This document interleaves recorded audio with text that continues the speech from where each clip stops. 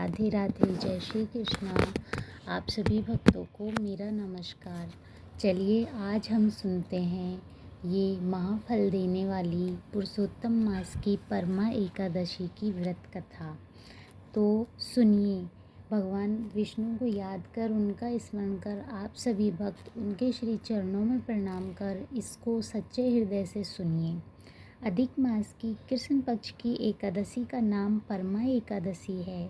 इस दिन भगवान पुरुषोत्तम की धूप दीप नैवेद्य पुष्प आदि से पूजा करें, इससे अक्षय फल की प्राप्ति होती है। काम्पिल्य नगरी में एक सुदामा नाम का ब्राह्मण रहता था। उसकी स्त्री पवित्रा बड़ी पवित्र थी, लेकिन ब्राह्मण अपने पूर्व जन्म के किसी कारण से बड़ा दरिद्र था। वे दोनों भिक्षा से ही बमुश्किल अपना जीवन निर्वाह करते थे। ऐसी दशा में भी उसकी स्त्री अपना पतिव्रत धर्म निभाते हुए आए हुए अतिथि का अन्न से सत्कार करती थी। चाहे आप भूखी रह जाती, लेकिन फिर भी अतिथि का वह अन्न से ही सत्कार करती और अपने पति से कुछ नहीं कहती थी। एक दिन पत्नी की दुर्बलता को देखकर उसने कहा, प्रिय, बिना धन के जीवन निर्वाह कैसे होगा? यदि कहो तो मैं परदेश जाकर कुछ उद्यम करके धन कमा लाऊं।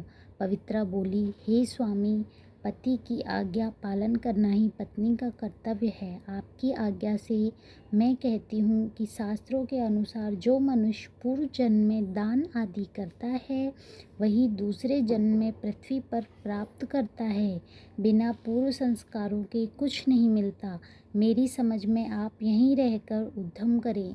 मुझसे आपका वियोग भी न सहा जावेगा भगवान, क्योंकि बिना पति के माता पिता भाई सास ससुर आदि कुटुंबी जन व रिश्तेदारों के स्त्री को कुदृष्टि से देखते हैं। अतः आप यहीं रहें, भाग्य से सब कुछ मिलेगा।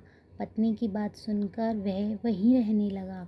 एक दिन उनके घर कौंडिन्य मुनि आए। दोनों ने उनका सत्कार करके भोजन आदि कराकर अपना सब दुख सुनाकर कहा, हे मुनि, हमें कोई ऐसा सरल उपाय बताइए जिससे हमारी दरिद्रता दूर हो जाए। तो मुनि ने कहा, हे पवित्रे, तुम दोनों अधिक मास की कृष्ण पक्ष की परमा एकादशी का व्रत करो, जिससे तुम्हारे सब दुख दारिद्र्य रोग पराजय व पाप नष्ट हो जाएंगे। इसी के प्रभाव से शिवजी ने कुबेर को धनपति बना दिया। राजा हरिश्चंद्र को पुत्र पत्नी और राज पुनः प्राप्त हुआ। अतः सब विधि बताकर वह इसी दिन से पंचरात्रि व्रत भी प्रारंभ होता है, जो बहुत उत्तम है। इसी एकादशी से शुरू कर जो 5 दिन तक निर्जल रहता है, वह सकुटुंब स्वर्ग को जाता है।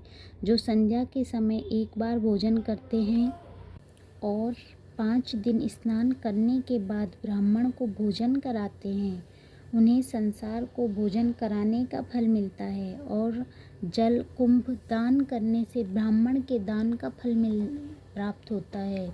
तिल पात्र दान करने से तिलों की संख्या के बराबर और घृत पात्र दान करने से स्वर्ग सुख भोगता है। ऐसा करने से तुम दोनों समस्त सिद्धियों को प्राप्त कर अंत में स्वर्ग को प्राप्त होगे।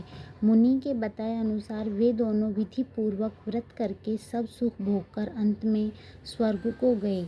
इसी प्रकार जब भगवान श्री कृष्ण के पास युधिष्ठिर आए, तो युधिष्ठिर को भी भगवान ने इसी अधिक मास की परमा एकादशी के व्रत का महत्व बताया था। और युधिष्ठिर ने अपने चारों भाई और पत्नी द्रौपदी सहित इस व्रत को किया। तो उन्होंने भी दुर्योधन जैसे दुष्ट को हराकर, उन महाबलियों को हराकर समस्त राज्य प्राप्त किया। इस प्रकार यह परमा एकादशी हमें समस्त पापों से मुक्ति दिलाने वाली, हमें समस्त सुखों का भोग कराने वाली महा एकादशी है। आप सभी भक्त माँ एकादशी को प्रणाम कर सच्चे हृदय से अपनी मनोकामना रखिए और भक्ति करिए। भगवान विष्णु को प्रणाम करिए। इसी प्रकार हमारी एकादशी की ये कथा समाप्त होती है। जय श्री हरि विष्णु। राधे राधे, जय श्री कृष्णा। प्लीज़ मेरे चैनल को लाइक, शेयर और सब्सक्राइब करिए, जिससे मैं और आपके सामने अच्छी अच्छी ऐसी धार्मिक कथाएँ ला सकूं। धन्यवाद।